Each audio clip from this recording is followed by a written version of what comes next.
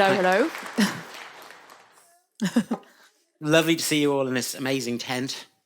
And it is a great pleasure for me to be talking to somebody that I had the honor of working with and who I think is one of the finest actors of her generation and also a really lovely person, which is those two things do not always go together. And so everybody, Ruth Wilson, or should I say Ruth Wilson MBE, right? Oh, yes. Yeah. Thank you. I was going to wear my medal, but I thought maybe not today. For services to drama. And, so yesterday I interviewed Lord Putnam. So you're not dealing with muck here, is all I'm saying. So Ruth, I'm going to just contextualize what we're really going to talk about. So you grew up in Surrey. Yes. Four children, 3 boys and you. And you studied history before you... This is like, what is it? This is your life. And here is your primary school teacher from... But you studied history before you went to drama school. Yeah, so I went to Nottingham Uni and I did history there. And I've always been very interested in the past. That's actually what I'd like to do if I wasn't acting. I'd like to be sort of scrabbling in the dirt, finding artifacts from the past. But anyway, I did drama alongside. I went to university at uni and there was a theatre on campus. So I did lots of acting. I did more acting than history, really. And that's where I met Carrie Cracknell, who's a theatre director, and I met Mike Longhurst, who now runs the Donmar. So it's a really amazing theatre group up there. And that's where I decided I've got to give acting a go. And to my parents' parents' delight. Despair. Yeah.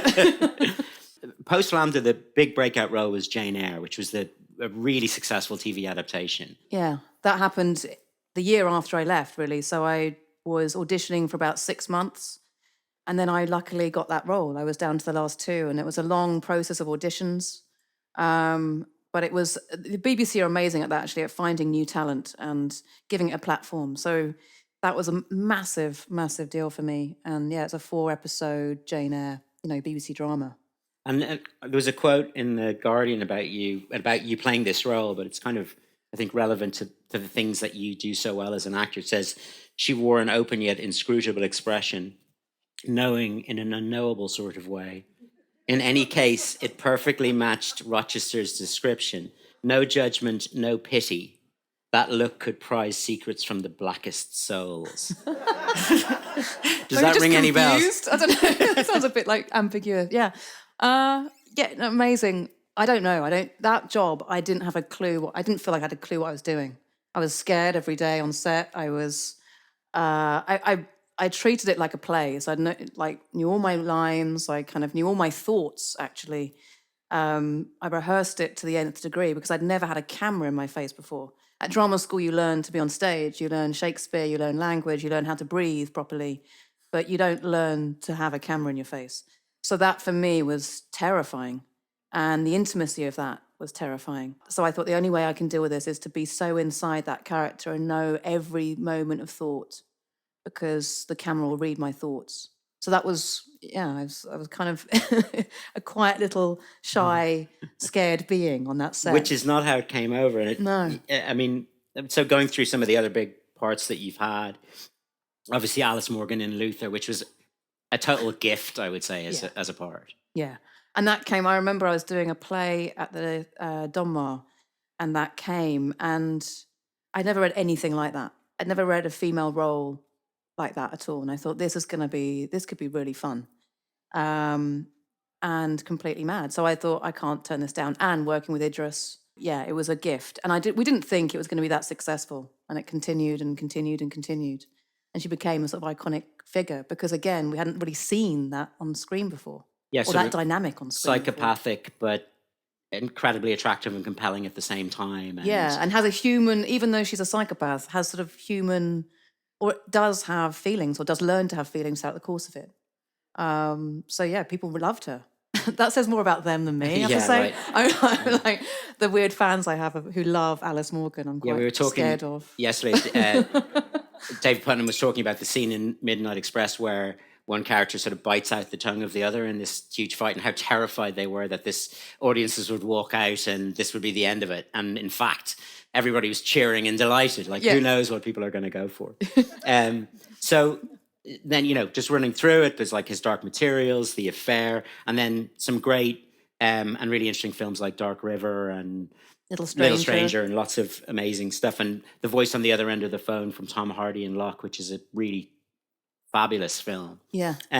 But what we're here to do is talk about your shift into producing, right? Which is, and not just as a producer of any old television show. This is as a producer of like a substantial and deep dive into your own really rather extraordinary family history. And I want to, we will talk about the process of making Mrs. Wilson, but before that, I just want to, so I think all of you are going to be more or less familiar sort of with the outlines of this story, but we will talk about it in detail. I'd love to get a sense of what your experience was within your family growing up, like what kind of person your grandmother was as far as you remember her as a girl, but also, what was known, how were your grandparents discussed? What was the beginning before the reveal? My dad always believed he came from a very small family. It was him, his mum, dad, and his brother. When we were growing up, my grandfather had died when my dad was 18, and he was never really mentioned in our house. So I grew up with 3 grandparents, and that was it. There was no question, there was no talk of a grandfather on my dad's side. My dad never mentioned him. My grandmother never mentioned him. He was absent in our family. My grandmother herself was quite quiet, very religious, but I didn't quite understand the extent of her faith. But she would come around every Sunday and would have Sunday lunch. She would be giving out communion to people in the village. But I didn't quite understand what her relationship to her faith was. She could be quite cold and distant. She wasn't a warm granny. She'd pick me up from school sometimes, and she was quite scary sometimes. But she was always there. And I remember, so really I had 3 grandparents, and I remember I was a curious little kid. This was about age 8. I put everything on age 8. I think that's when things happened for me for the first time. And I was rooting through my dad's chest of drawers, or his desk. And I found this picture of this old sepia photo of an old man or a guy. And I was like, who's that? And I went up to my dad and said, who is this? And he goes, oh, that's my dad. And that was it. There was no other, I can't remember anything else being said, basically. But that was the extent of what we knew about my grandfather. So it wasn't like there was no sort of act, it wasn't like there was an active kind of principle of hiding there was no spoof about a man who turned out not to be the way. So he was wasn't just talked non-existent. About. Non-existent. He was absent. And no one was encouraged to ask questions. It wasn't like, oh, we shouldn't ask about him. It just wasn't talked about. He wasn't talked about. So it was just a sort of acceptance that I only had 3 grandparents, and that was the way it was, because he died ages ago and I never met him. So he didn't feature in my life at all. And so after your grandmother died, which was, you would have been about 11, I think. 11. No, she died when I was about 21. Oh, okay. So you knew her. But she had written a memoir, which she wrote throughout her life, didn't show her sons. When I was about 11, so this is probably what you're getting it mixed with. I'm getting it mixed up. You're getting it mixed up. You said you were going to be like Jeremy Paxman, you're not. God, I'm not doing it. Let the side down, Lenny. It's more Ryan Tuberty than Jeremy Paxman, I think. So I think she had written her book, this memoir, which actually I've got here, but she had written it on a typewriter, and she had invited her 2 sons over when my dad was probably in his early 50s, and she'd invited her 2 sons over for dinner, and she handed them a manuscript in a brown envelope. She gave them dinner, fed them, and then said, right, read this. And she sat there and watched them read this memoir of hers. She wrote it in 2 parts, but she only gave them the first part, which was called Before. And it was all about her life growing up, about meeting her husband, Alec, at MI6 during the Second World War, about falling in love with him, about getting pregnant and then getting married, and then eventually about his death. He died of a heart attack at age 6 in 1963, and then finding out, of course, about that she wasn't the legitimate wife, that there was another wife and another family. And so it's all in that first part of the memoir about the betrayal, the love and the betrayal. And she sat and watched her sons read this, and then they had to sort of compute it there and then, process it. And they sort of put it back in the envelope and it all went quiet. There was no, I think they asked a few questions, but again, there was not much discussion around it. There was some suspicion, right, already. And I mean, the lives they'd led as kids had been pretty extraordinary in terms of moving from digs to ending up various evictions and massive financial disasters and sort of, very unsettled in a certain way, but kept stable by your grandmother. Yeah, I mean, it's when you read the memoir, you realise how what she really went through. They moved every year for about 18 years. I mean, they moved from house to house and all over sort of West London's Ealing area, and they were constantly on the move, and that was down to his lack of money or whatever, his dodgy dealings, whatever he was doing. He was in and out of jail for fraud and bigamy, which he pretended or claimed was part of his cover as a spy. And my dad and my uncle just, again, for them, I suppose it was like, this is life. This is just what we have to deal with. But yes, they had suspicions. I mean, my uncle said he did remember his dad would tell stories about playing professional football. He's like, there's no way that my dad played professional football. But he couldn't challenge his father. He just was learning gradually that he was a bullshitter, basically. And that's horrible to realize and see that your dad probably is lying. But it was maintained by my grandmother. His lies were kind of maintained by her, or she didn't challenge them.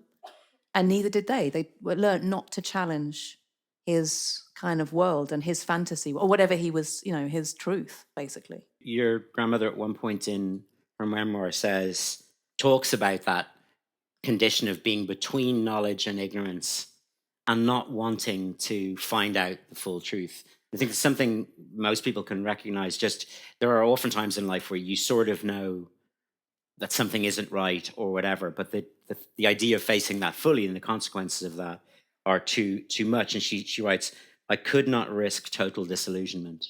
And that seems to have been the state in which for many years she lived with him. Yeah. And I think back in those days as well, there was very little choice for a woman like her. She had married, if she was to face the fact that she was illegitimate and her children were illegitimate, I mean, that was huge shame upon herself and the family. And there were doubts already within the family. Her own father really didn't trust Alec.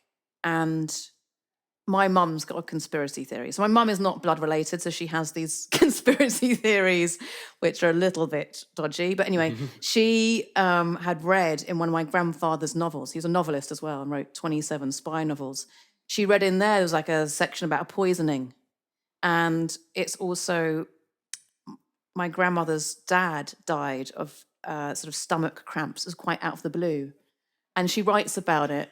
My grandmother wrote about her own father's death. And my mum was like, that's exactly the same as what Alec wrote in his spy novel. Maybe he poisoned Alison's dad. I'm like, no, Mum. It's so brilliant. It's so brilliant. She's like, maybe he poisoned his sort of father-in-law, his future father-in-law, because there were doubts. I mean, but there's still conspiracies in my family about what my grandfather. But just when I was reading the memoir, I found myself doing the same thing, because there's a point at which your grandmother talks about your grandfather having given her some jewelry, when they got married. And then, lo and behold, a few months later, their digs are broken into and the jewelry stolen. And I'm, of course, going, well, of course that was him. Obviously that was him. No mention of that in the novel, but you start to, the lying was the weave of it was so extraordinary. Yeah. That, as she says again in the memoir, that in the end, she sort of felt that there was no person left when she thought about him. There was just lie upon lie upon lie. Yeah, there's a bit actually in there which she says, it's like when there's no truth, there's no person. Like without truth, without sort of something substantial, the person disappears. So all she's left with lies and just endless lies. Everyday mundanity, everyday banalities were lies. So it's like, how can that person exist? And actually in the process of making the show, it was very interesting because, of course, he's the man that everyone's most interested in. I mean, or the character that everyone's most interested in, because we don't know anything about him. He hasn't written a memoir. He hasn't written anything to justify why he was doing those things. So everyone's like, who is he? Was he a spy? Was he just a fantasist? Was he this, that?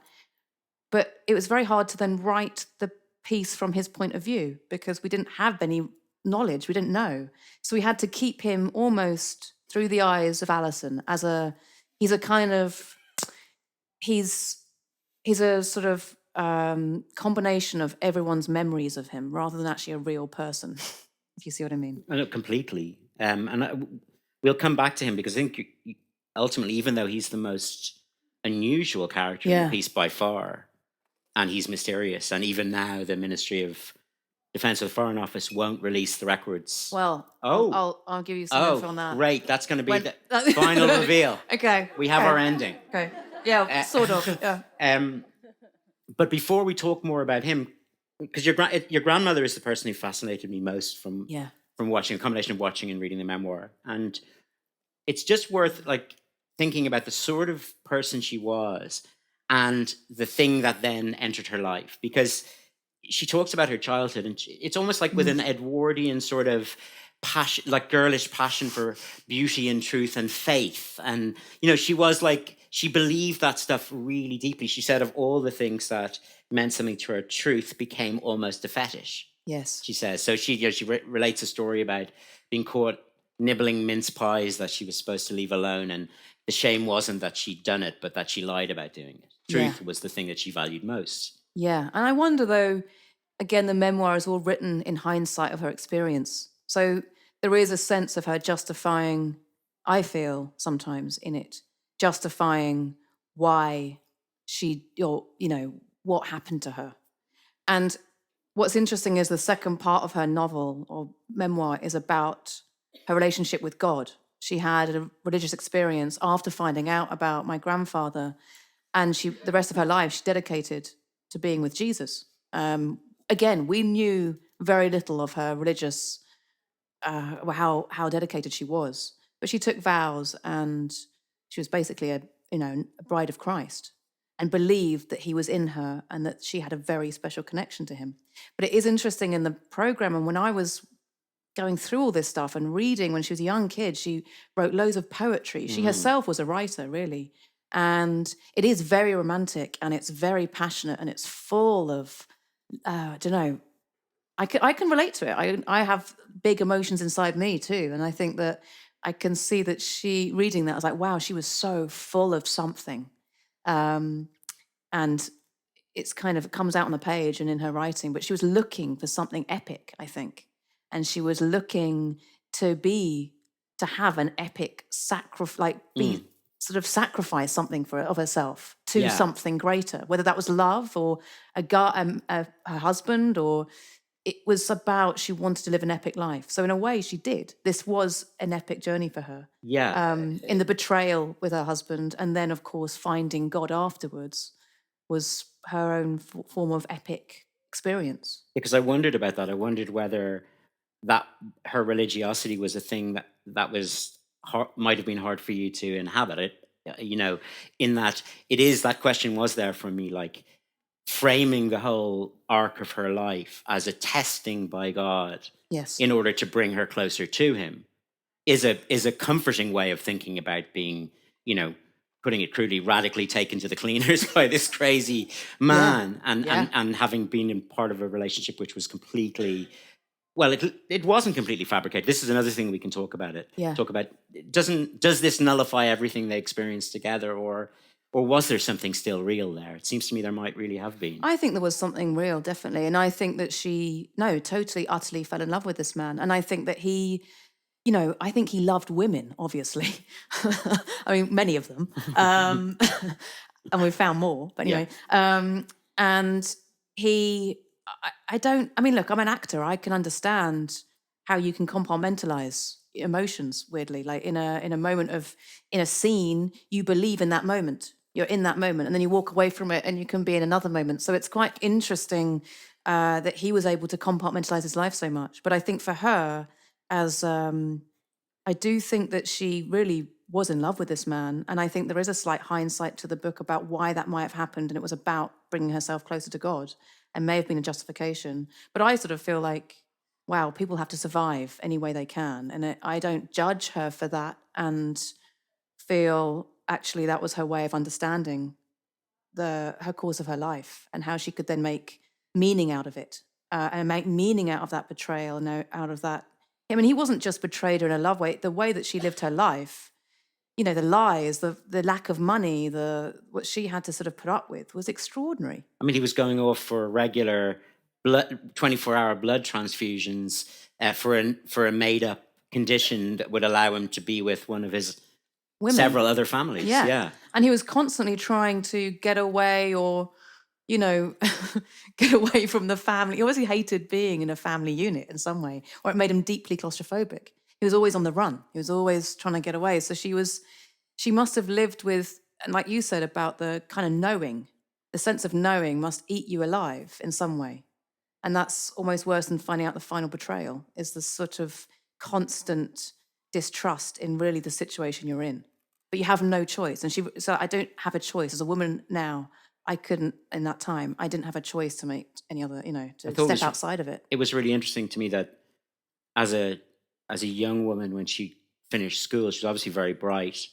And her mother persuaded her not to say to her father that she wanted to go to university because that would put a big financial burden on the family. So she did. She said, no, I don't want to go to university. And her brother did medicine. And actually, my own mother left school, did secretarial, and her brother did medicine. And it's an amazing thing that she was trained. She was brought up at a time to believe that both sort of this like intersection of the religious dimension and this kind of just the social norms was that she should sacrifice herself. And that became a sort of image that persisted through her whole life. And she did go back to uni, though. She went once she joined Catholic Church, and she went and studied theology. One of the first women to study theology, actually, I think she must have been in her 60s when she did that, or 50s. But she was an amazing woman in that way. So she studied Catholicism. I mean, this is also interesting about her. She was actually a Protestant, or she was a Church of England, grew up Church of England, but was desperate to become a Catholic because her husband was a Catholic. And yes, of course. Yeah. Of course he was. So, and I always quite a devout one as well. Very devout Catholic. I think we know all about that here. Yeah. And, you know, I always think why she was really intrigued. She felt, I wonder, Therese felt like she was missing something going to church. Like when she was with him, and she'd go to the Catholic church with him and his kids, and my dad and my uncle, and she just felt they were having some experience she couldn't get close to because she wasn't a Catholic. And I think, part of me thinks it was just she couldn't get close to him somehow. He was always once removed. There was always something that she couldn't quite grab hold of. And she thought and put it on as it was something about faith that she didn't have. It was probably just the fact he had 3 other wives, but it was like, for her, she was like, what does he's connected in some way. And it's, you know, maybe he was there in guilt, like confessing or whatever was going on, but she was like, there's something I can't get close to. And she thought by being part of the Catholic Church, she'll get close to him. But ironically, she couldn't become a Catholic until he died because he didn't have the paperwork that would say that they were legitimate marriage. She kept asking him for the wedding certificate. He could never provide it and kept making up excuses. So ironically, she could only become a Catholic once he died. And there was a whole business as well about him claiming there, you know, even if there weren't proper divorce papers, there'd been an annulment, and he allowed people to go searching for the annulment. Yeah. And I mean, you know, we're going to get on to him, and we can kind of hypothesize around him. But so just taking the next step with the story of your grandmother. So one of the poems she wrote that you mentioned, you mentioned she wrote these very passionate poems. She wrote this poem as a young girl, and asking God to let fall the cross of grief upon my heart, right? And she got that. I mean, to use her phrase, in full measure and running over. And so before I'm going to ask you about sort of the detail of how they became connected, what happened during the war, because it's fascinating. But before we do that, let's just run a clip from Mrs. Wilson, which is, it's from episode 1. The show, for those who haven't seen it, involves sort of moving between the 1960s and back to different phases of the relationship with Alec. And this is just after Alec has died, and dramatizing Alison's first sort of real brush with the enormity of Alec's lies. You're the tree now.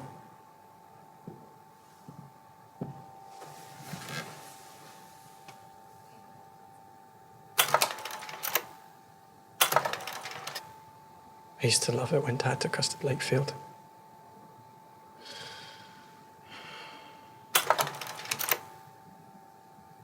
Should we switch this off?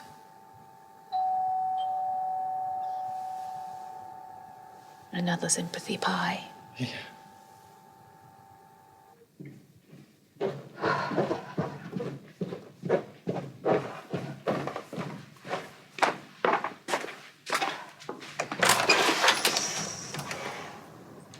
Hello?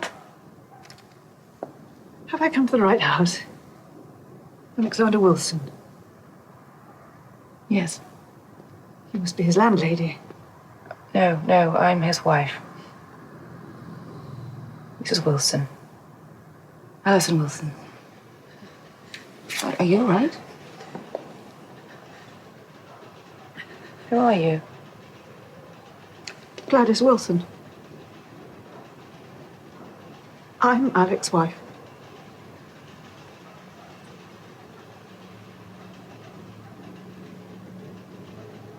What is that, ex-wife? What? No. No. He's my husband. I'm here to collect his things. I'm sorry, my son needs me. It's very late. I'm sorry for your wasted journey. Good night. No, please.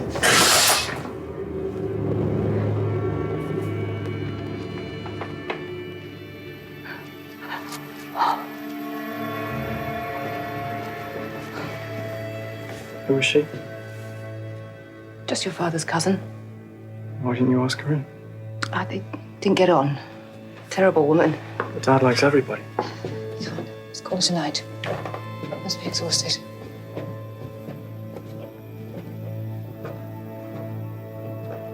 Night, Mum.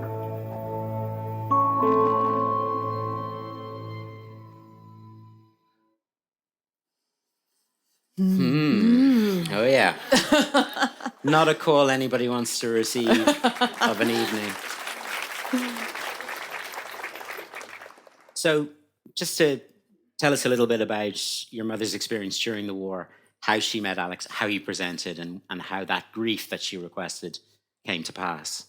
Yeah, so she, like you said, she grew up in Cumbria, actually, with a fairly upper middle class family. And she did the whole debutante thing, or going out and sort of her mum putting her on, trying to meet a man and all that sort of stuff.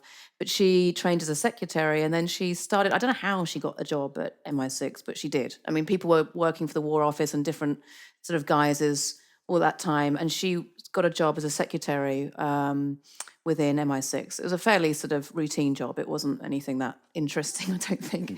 But that's where she met Alec. And Alec sort of walked around in uniform. He sort of presented himself as someone kind of high up and Quite a bit older than her. quite a bit older, 25 years older than her, In fact, and charming, obviously very charming. And instantly they got on. And within 6 months, she was pregnant. So it was a very quick turnaround. And they were pregnant before she was married. Before they were married. But then they got married, and then the rest is history. posted apparently after he had divorced his separated. He'd apparently already had an annulled, marriage. She did find out he told her about another marriage, but it had been annulled. So that's what he claimed was the case. And the first time she found out about, like I said, she had doubts, or there's he was an odd guy, it was like whether he was true or not, but he claimed everything he was doing was MI6 and was for spying purposes. And then, of course, he had a heart attack at home. And it was there when about 21 years later, he had a heart attack. And then she went through all his stuff and realized that she wasn't an official widow. And actually, we changed it in the drama that the first wife came to her. In actual fact, she was the one that phoned up the first wife. My grandmother had to phone the first family and tell them that he had died. And they handed over to her son, the first wife handed over to her sons, who were my granny's age. And together they organised a funeral, or two funerals. So my granny had to sort of organise one in London and then also one down in Southampton, where his other family were. And she didn't want to tell her sons, so she kept them in the dark and told them that it was distant relatives, that this is we have to hold this other funeral for these distant relatives. And so they were distant cousins at this funeral. So we do it in the drama. We have them, both these wives and their sons, at this funeral, neither knowing each other, or the kids not knowing who each other are. Extraordinary. And when I asked my dad about it, he can't really remember much about anything, actually. I think my dad slightly suppressed a lot of the weird memories of all that. I mean, the fact that your grandmother met him in MI6, that he was uniformed, that he was clearly working for the intelligence services, in a way was like a sort of disaster, because it was one true thing Yes. around which he could then weave this massive story. Like, Yes. so because I think when he went to Brixton the first time, there was an allegation of bigamy or something like Yeah. that. And he was able, and the fact that he'd been wearing the uniform of an Indian regiment, I think. He was wearing the Or wrong, he was arrested for wearing the wrong regiment. So again, it was all very confusing. There were truths, there were like little truths and then lies wrapped around it, or vice versa. She could justify every action. He could justify every action somehow. And even in the research we've done, and we have a guy called Tim Crook, great name, but he's researched my grandfather in like great detail. And he really believes that, for a long time, he really believed that my grandfather was a spy and a spy in India in the 1920s, and that he really believes that he did something. He was kind of sacked by MI6, or they tried to get rid of him for some reason. So there's still conspiracy theories, and there's not enough real factual knowledge that you can believe anything you want to believe, basically. And so my grandmother could believe what she wanted to believe, as can we now. As you know, it's sort of, there's not enough real evidence. It shows you that a life is an incredibly hard thing to pin down. And Yes. and I was fascinated by his story. Like, he also wrote spy novels, many spy novels, which is, just to throw that into the mix. He was published under lots of pseudonyms. And your grandmother writes at one point that the only thing that was real were these made up novels. The rest of it was sort of fake. But one of the things I thought was extraordinary was when he was arrested for impersonating an officer or whatever, like basically wearing a uniform to which he was not entitled. His line was that he knew this was going to happen because MI6 needed to create a scandal so that he could justifiably defect to another intelligence service. For example, go and talk to the Russians and say, those bastards in MI6 did this to me. So it was all a plan. And he said that he was sort of going undercover in prison. He said he was, or maybe that's what Tim Crook kind of suggested, that the fascists were growing, and it was like, right, there's some people in prison who are part of the UK fascist party. He's infiltrating that group in prison. So these were all his reasonings as to why he was going in there.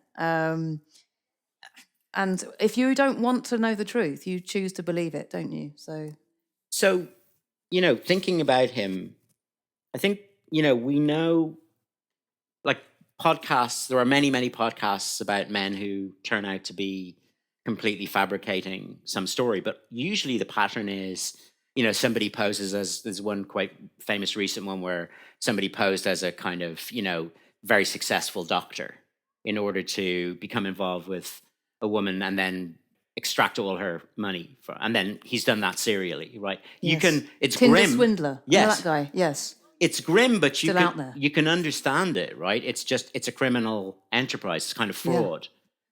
What I find so extraordinary about Alec is that, if anything, it was like it must have been the most appalling job to keep all of these stories alive, to all of the lies, to keep track of them, to know, to be able to, and also to have to, like a good writer, it's like he was writing a very complicated novel on the fly, and somebody would throw, and your grandmother would say, but I discovered this fact. And he would be able to instantly create a narrative that wove that in. But it's not like, he was broke most of the time. He wasn't, it seems to me that the motivation wasn't obvious. It seems like there was some sort of deep need. She talks about his need and the intensity of it. And I wonder, could it go back to the First World War? What do you think about where this may have come from? There's we don't have much from him, but what is interesting is his own father was very successful in the military during the Boer War and the First World War. He helped organize all military aid out during that period, and he got a state funeral. He was a very well-respected, high up in the military in the UK. And I think that my grandfather could never fight in the First World War because he had dodgy knees, something with his knees, or some sort of accident that gave him dodgy knees. Professional football maybe, yeah. So he couldn't ever live up to his dad's expectations or whatever his dad had achieved. And I think there was a sense, even from a very young age, he was on a boat going to Canada and he stole some money from the purser. Like he was sort of doing some dodgy gambling on the boat, like even at age 18, so there was something about him that he could never quite live up to someone else and was always striving to. The notes he wrote, he was always desperate to fight for the country, and certainly in the Second World War. We have endless sort of, well, not endless, we've got lots of letters that he wrote to the War Office, desperate to fight for his country. They're almost pleading. And they're saying, my dad did this, my dad did that. He's very well respected. I would love to serve my country in any way I can. Please give me this chance to do this. Please, please, please. So I think there was a real need for him to feel like he had a purpose that was great. Again, a great purpose in life.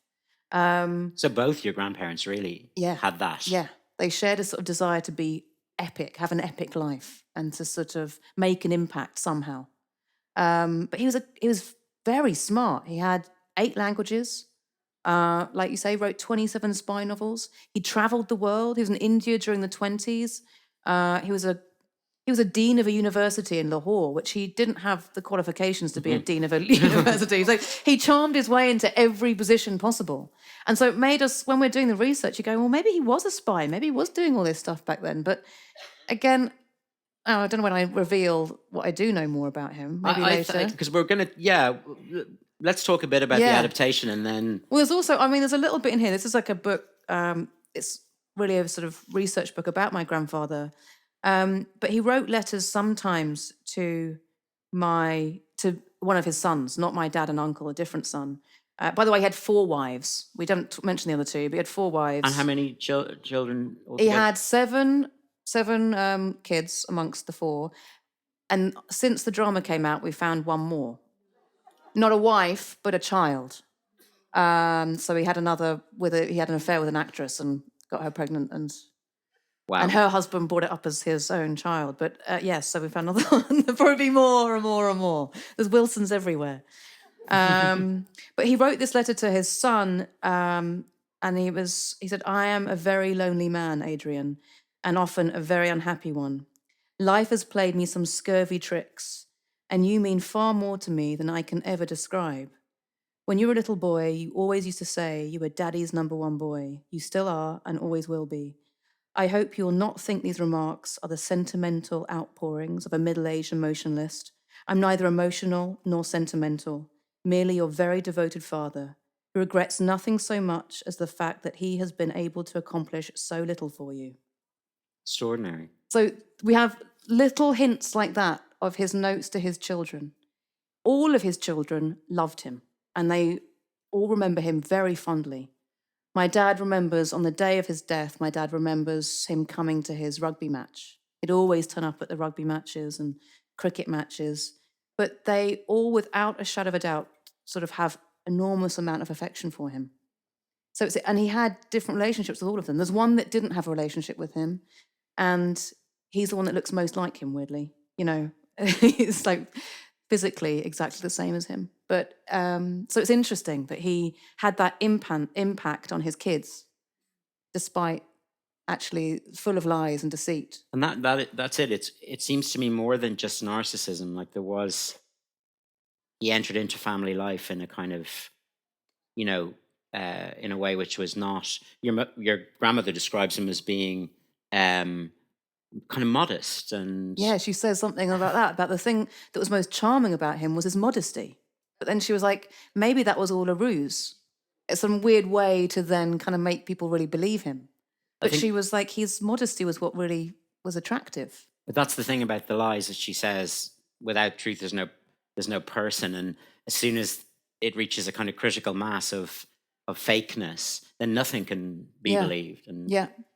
let's move to your decision to make this into a TV show. How did that come about? And did you talk to your family about it before you entered into it? Yes.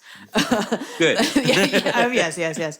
No, it was like, well, once we found out about the story, so my grandmother gave this first part of the memoir to her sons when they were like in their 50s. And then when she died about 10, 11 years later, we read the second part. And weirdly, at the same time, 2 more people came out of the woodwork to my uncle, and they got in contact with my uncle, who had signed the death certificate and said, I think we've got the same dad. So suddenly, a year after my grandmother died, there was this huge kind of weird family that was erupting from every corner of the country. So we decided to have a big family union where we had like name tags, son of, daughter of. It was hilarious. Something that became tragic was actually quite funny. And we had a massive family tree, and we were working out and sort of looking for resemblances and all sorts. And then the more we talked about it, the more we found, and everyone got on. What was amazing about this story is that the family all really, it was solving puzzles in their life they never knew were sort of to be solved in a way. There were holes that were being filled for the first time. And I think certainly someone like Michael Shannon, who was the son of the second wife, he was finding family he never felt he ever had in his life. And lots of them wrote poetry, weirdly, and connected through art, which was never, it wasn't sort of something that felt like a obvious, but they started writing poetry to each other and that was correspondence. So amazing. It was really amazing for my dad and my uncle, who thought they were only them. Actually, now they've got another 5 siblings.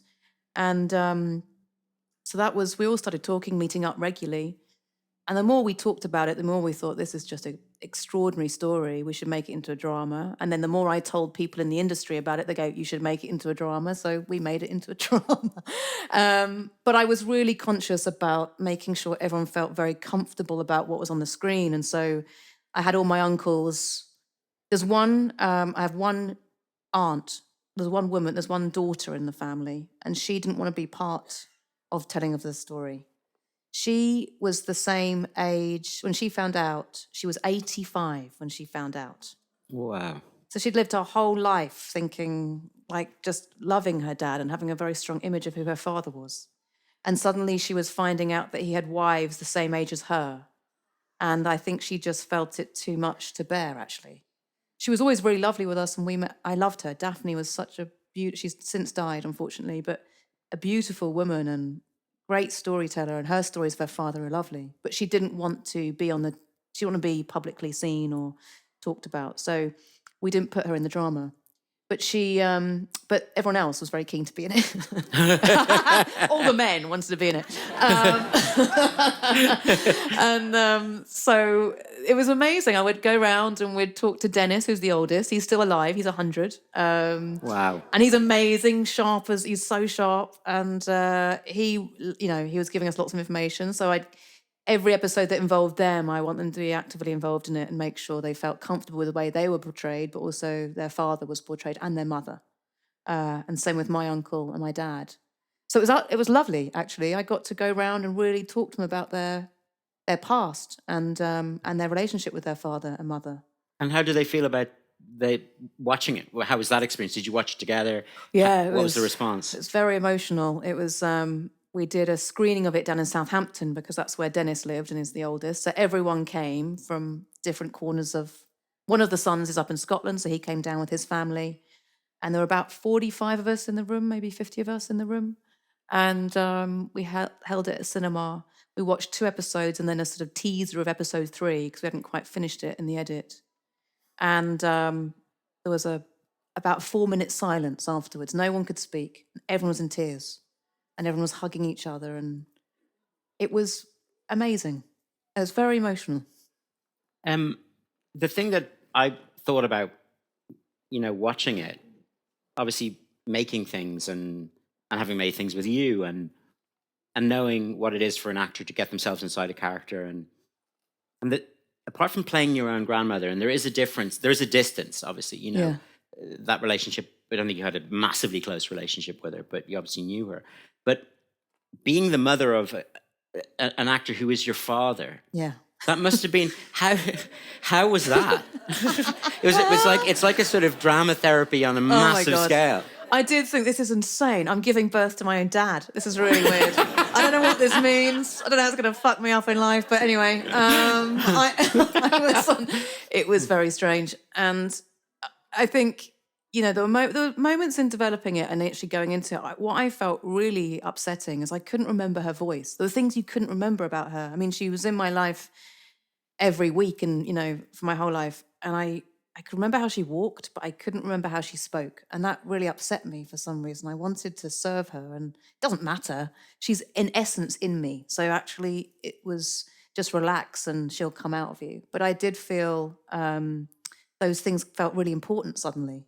And it was about what memory does and how it figures in your mind. And I did think, you know, putting myself in her shoes, it's just an extraordinary. I never got that close to her in real life. I never got to ask those questions.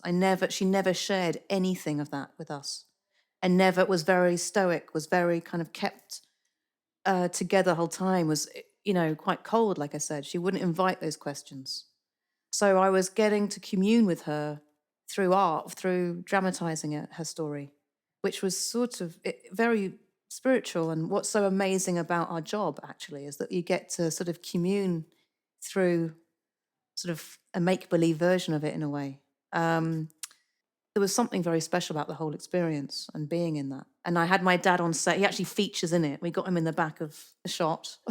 I can't imagine your father's emotion. Yeah. Watching your daughter, who is this amazing actor, you know, leading a show. That in itself would be, you know, I'd be bawling. Yeah. And then playing. Yeah, you know, watching mum. him. It's incredible. I know. as an experience. I'm not sure if I might have opened up a wound which can't be sealed again. I don't know, but I think it's done more benefit than bad. Like, it's certainly brought everyone together, and I'm able to hold that for them in a way, express all those things and put it out there that they have not been able to share for so long. And the secrets, I mean, what's so interesting about secrets in a family is they are passed down generationally. It's like that idea of not being given license to ask questions. It's just as simple as that. It's like if you're not able to ask the questions, then you're just constantly holding something that you don't know what the truth of something is.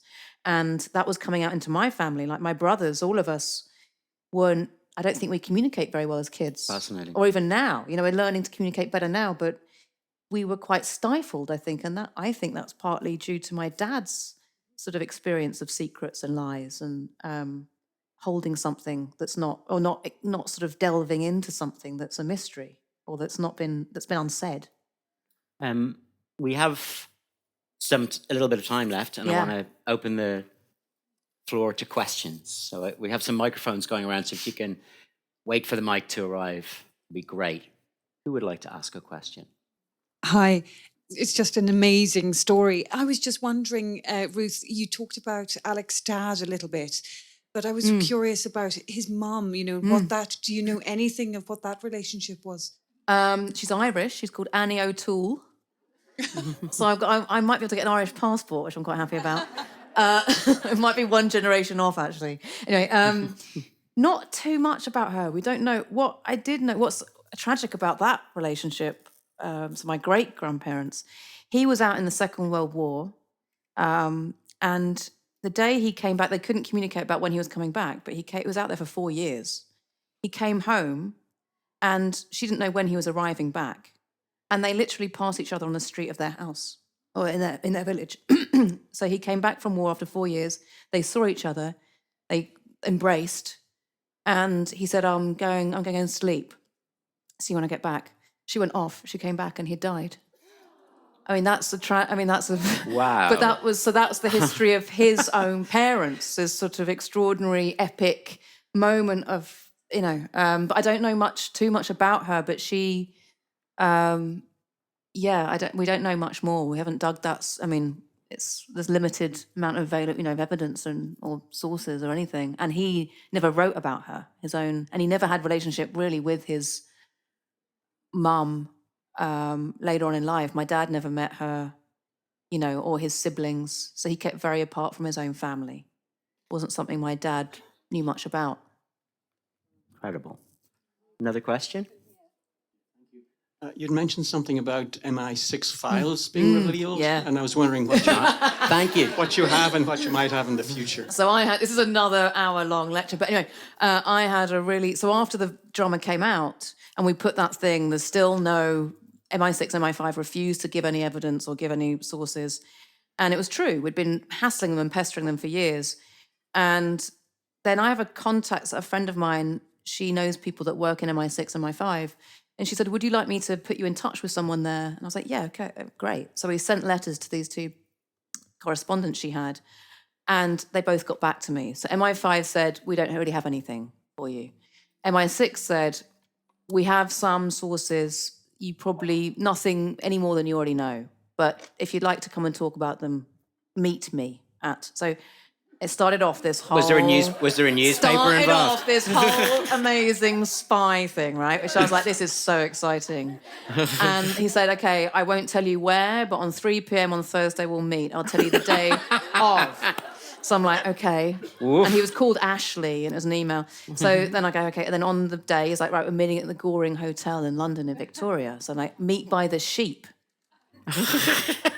So I went in, I was like sweating, I was so scared. I was like, this is all full of spooks. And there were stuffed sheep sort of round by the sort of in the hotel lobby and stuff, and in one of the sort of restaurants there. So I went in and he's like, Ruth, and this guy Ashley sits me down. I mean, completely bland looking, like someone with a Mac, proper old school sort of Tinker Tailor spy, not James Bond spy, sort of someone who disappears. And we sat there for 2 hours, and I've been properly sort of by my family, asked these questions, get to the root of everything. So I was there primed, and I was attacked, I was like really trying to get in there. Why did you sack him? What happened? All this stuff. He said that they have, the only records they have of him, they've got very few, and they said they have him joining the force, joining MI6 in 1939 on the outbreak of war, 2 years after war, war erupted. And then he was sacked in 1942. So he was only there for 3 years. That's what they claim, and that's what they have evidence of. And they do have some correspondence he wrote back in 1946 trying to get pension from MI6 for his wife and my granny and himself. So they're the only correspondence they have. They said he got sacked for wearing a uniform that was not, or claiming that he was higher up in rank than he actually was, and walking around in a rank that he wasn't, and all sorts. So anyway, this kept going, this conversation. And he said, if you've got any more questions, come back. So I did. We met up again. And then he said, I've got a question for you. And I'm like, ooh. He said, would you like to come in and talk to the spooks? Come into MI6 and talk to them. And in return, you can see the sources we have on your grandfather. Amazing. So I was like, yes. No, why? Yes. It didn't take me long to decide I would. So I went in there and did a big talk to them about Mrs. Wilson, discussing it all. I met C with the green pen and, Seriously? I met C, yeah.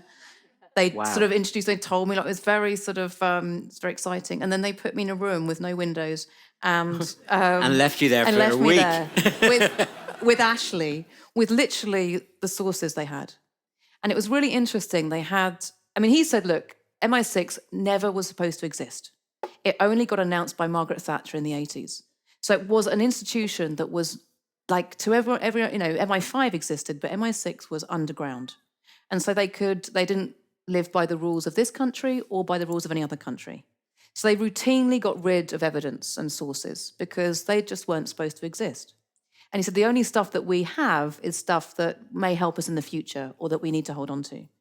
And what they showed us was just, they had letters from him asking to join the War Office and asking to join, serve the country in whatever way. And he said, look at what they're written on. And they were written on like pamphlets on the back of like theatre pamphlets and programs. And he said, and he was suggesting, Ashley was suggesting, this wasn't a man of sound mind that was writing on these things. They were kind of desperate pleas. And they had a sort of interview. Because he would never have known that he was being interviewed by MI6, but he was. and there was like notes written by all these different people. And the Fiona Shaw character is a woman called Miss Frank, who existed at the time, and she had written notes about his languages and when he might be useful. And he wasn't hired then, but he was hired 2 weeks after war erupted. And they put him into the Egyptian, like listening into the Egyptian embassy because he had Arabic and all sorts. But he, and they didn't have anything about, though, his sacking. So it's still a bit weird. It's still like, where's all the other stuff? Where's the sacking information or the... So it sort of opened up more questions in a way than it answered, but it did suggest one thing. He suggested he was a fantasist, that he worked there for 3 years, that was it, and everything else was fantasy. He didn't work in they'd had no evidence of him working for them in 1920s or 30s, or as he claimed to my grandmother, up into the 50s. But that's just what they'd say. That's what they'd say. Exactly. You see? And also, there was one bit of evidence that was, when he did write back about wanting the pension, it said, on the note, it said, send straight up to sea. Like this man, all dealings with this man, send to sea. Which I thought, well, why would you send it to the top If he's guy just some if he's bloke just who some worked there for a bloke who couple of worked there years. for years? So I don't Wow. know. We still don't know, and they won't answer my questions. I'm still in contact with Ashley, though. I'm hoping he might make me a spy one day. Oh, I'm fascinated. I'd be by him. useless. I've told you all. I bet his name's not Ashley. I'm just saying. No, it's definitely not Ashley. Okay, we have time for one or two more questions. So let's take one more question. If your father or uncle had ever mentioned what the meal was that your grandmother prepared, because I just wonder, what do you pair with When he- family secrets, like a when he's roast dinner? Or... no. Something very simple. My grandmother ate baked potatoes and gammon. Do you know what I mean? Something like that, probably. Something really just... Again, she's always in sacrifice mode, like even in her food. Guys, I just want to... That was amazing. And I just wanted us all to put our hands together and thank Ruth Wilson Thank for that. you. Thank you. Thank you. Thanks, Lenny.